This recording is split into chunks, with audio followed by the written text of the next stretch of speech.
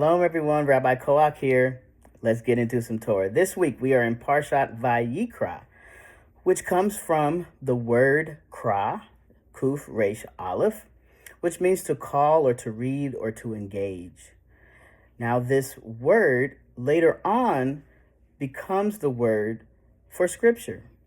Matter of fact, when you look at the root of Karaite, which is a sect of Jews who are still around, who have resisted rabbinic authority, it is kra, scripture, or the reading of scripture, knowing that they could do it for themselves. They didn't need rabbis to tell them what to do. And if you've never encountered the Karaites, I invite you to do that. They are a wonderful part of this beautiful, expansive tradition of ours, and I hope that you will find ways to learn about and maybe even interact with them. They do a lot of things online, so you should be able to find them.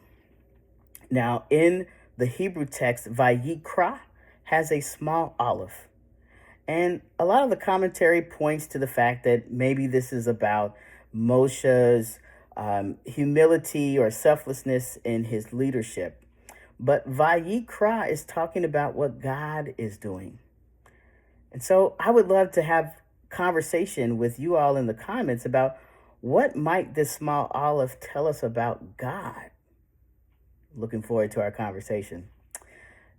Now, vayikra el Moshe, God is calling out to Moshe. What about?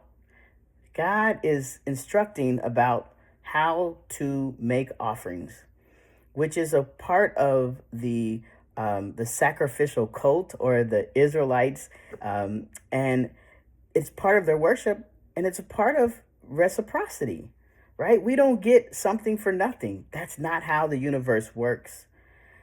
It is how racial capitalism works, right? You know, Cedric Robinson talks about this intersection of white supremacy and capitalism, and how, you know, it's take, without thinking that we are going to give anything. But I have to tell you, we are giving something for all the things that we're taking.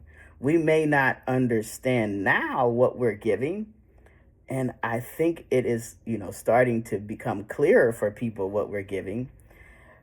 But this system in our text allows us to see that we can be intentional about what we're giving and about what we're receiving.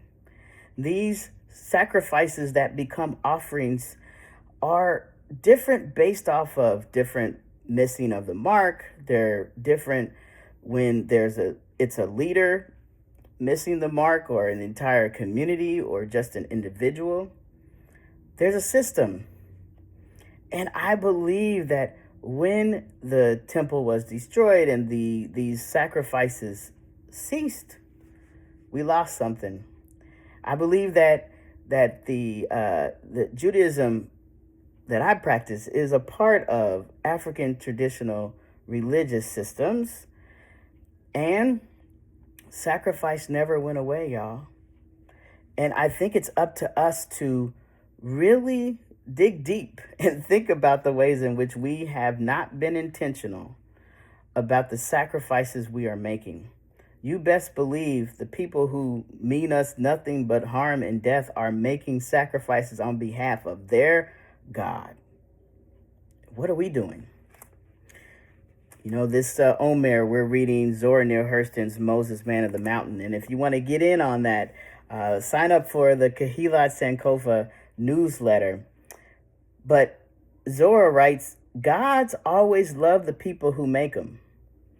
Anybody depending on somebody else's gods is depending on a fox not to eat chickens. What are we doing? How are we making offerings to our God? How are we making sure that we're being intentional about the things that we're giving, so that we can be even more intentional about what we are receiving? I pray that you all have a fantastic Shabbat, that you're able to find some rest and rejuvenation. And I will see you next week. Shabbat Shalom.